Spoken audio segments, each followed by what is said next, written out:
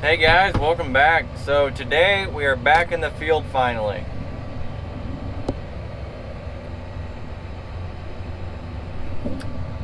We are getting ready to hill corn or ridge. Basically what we're doing is we're just putting a groove in the ground. We're trying to build up the soil around the corn so that way we can irrigate, because this is a corner and we want to be able to irrigate a corner. So we are hilling this to get a ridge on it, that way, and then major flooding and anything like that, we don't have to worry about corn drowning out near as easy. Also, if there's any grass or weeds that are starting to come up, this will normally kill it off. This is the last thing we do to the corn until harvest.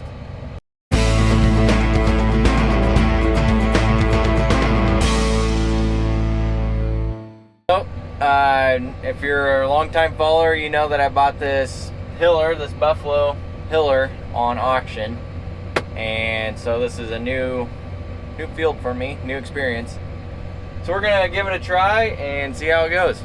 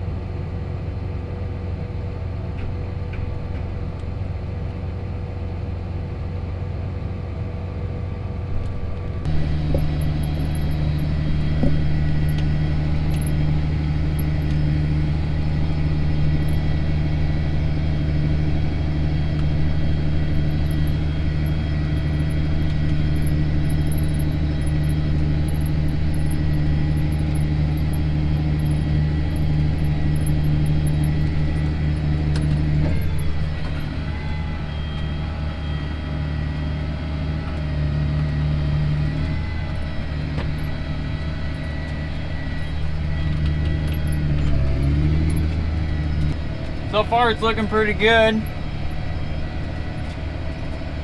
Well, we're gonna stop right here though and hop out and see what it actually looks like. See if we're going deep enough or too deep. How it looks.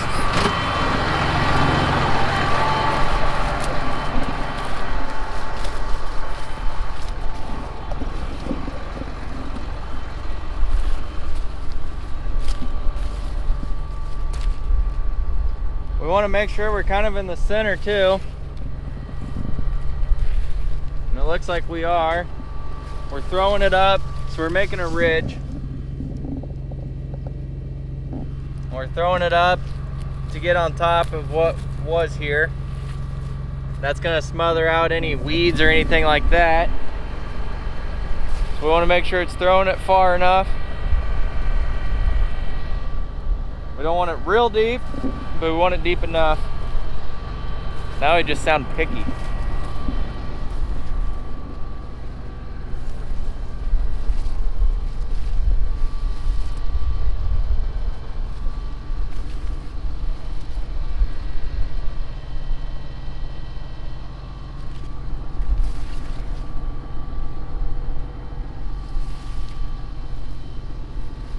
This is looking really good so far.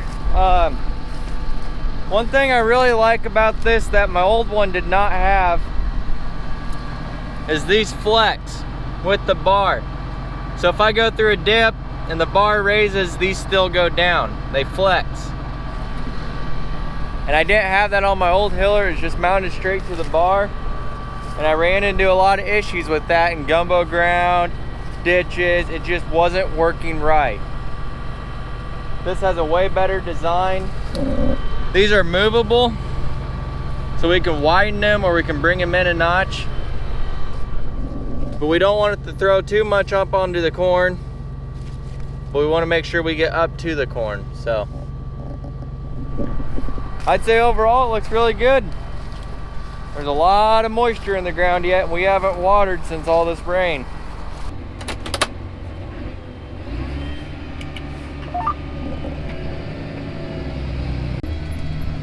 So as some of you may know, I got that Gandy air seeder on here. And I was telling you guys that I wanted to do some interseeding. Well, the truth is, I still do.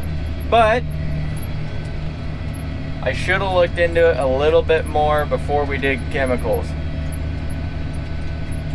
We put on Resicor as a herbicide, and come to find out, you can't grow anything into that for 10.5 months before it gets out of its system. It holds in the ground that long. And then on top of that, the grazing period for if you do get anything to grow is 18 months after application. So what that means is we couldn't plant in 10.5 months. We can't plant it and expect the cows to eat it right away. We're supposed to wait 18 months for grazing. So that kind of eliminates that idea. So there will be no interseeding this year, unfortunately. Oh man, someone forgot to move the pivot.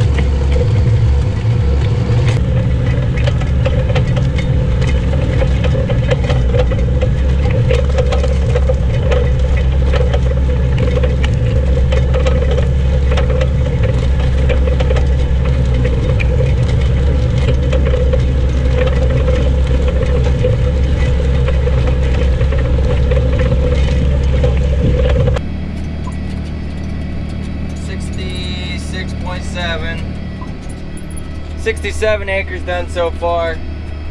Finally got the pivot out of the way. I went and worked on the other side for a while and finished up that side. So then I moved back over here now that the pivot's out of the way.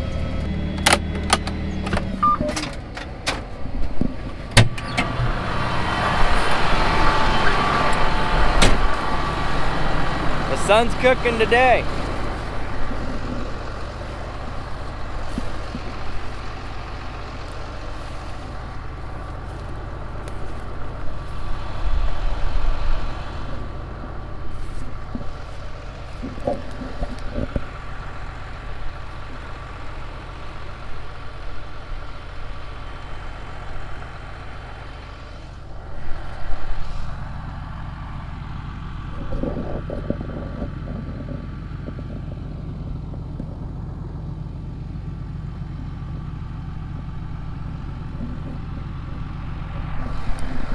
So I don't know if it shows up on camera, but we got a pretty good ridge going to it, and well, the dirt's getting all the way up to the corn like we want it to, so it's covering anything that might be trying to grow. We're also getting that ridge for water to flow. When we go to the next field, which we'll probably hit tomorrow, that's all gravity, so we might go a little deeper, but even gravity water is going to flow down this really good.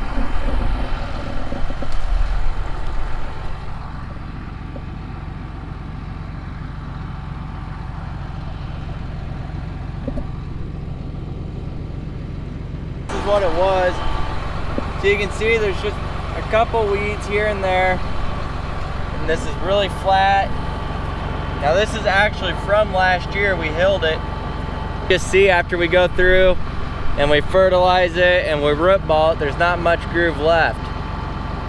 So this is kind of flat, but yet it's still uphill versus this one, that's pretty ridged. I'll show you what all the dirt's moving. So here's how it works. It just ridges all the corn and then it throws it to the side. Day number 2. We got rain coming in at 3 o'clock now instead of tonight, so it's time to get rolling.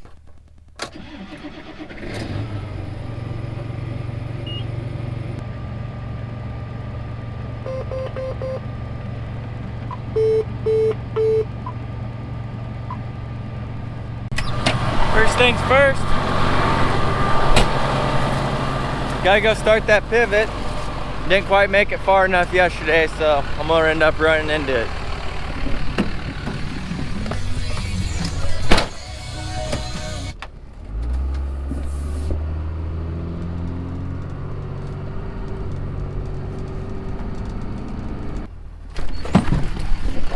You know what I love about electric wells? My pivot's on.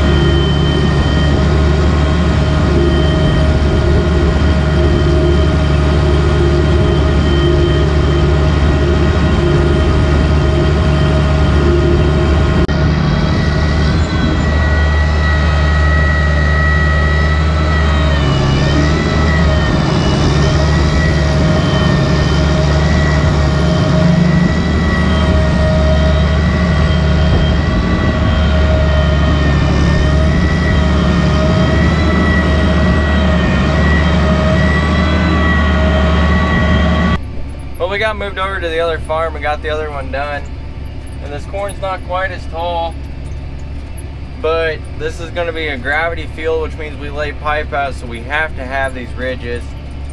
And now they're calling for rain the rest of the week, so we want to make sure that we get this done because we don't want to turn it into dry land. So we're just slowing down a couple gears, going a little slower. We were doing about 6, now we're doing about 4. Here, can I get an order to go? Can I get a cheeseburger and fries? Just pickle. Yep, that'll do it. Alrighty, thank you. What? Gotta eat. And when there's a bar in town that has really good food, you order.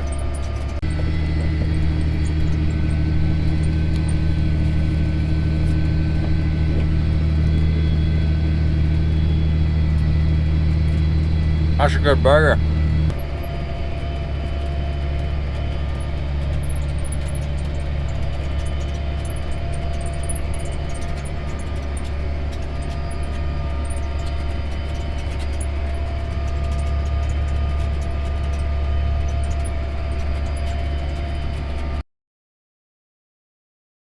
Guys, we are done hilling for now. It's starting to rain out. I just got back home here, so I hope you guys enjoyed this video. If you did, be sure to hit that thumbs up button. And if you haven't already, be sure to subscribe. We got 2 videos every week coming out. Doing anything from cattle, haying, and farming to just random things around the farm. So be sure to check out the other videos if you haven't already. Also, next week we are looking to have a special video. We are going to go interview my cousin. She is the owner of a dairy farm, and she's going to give us a tour of it and talk to us a little bit about her operation and stuff. So that's going to be pretty cool. So be on the lookout for that. Like I said, maybe next week. Hopefully the video's up the end of next week or the following week. So be sure and hit that subscribe button so you don't miss a thing. See you guys next time on JM Farm and Cattle.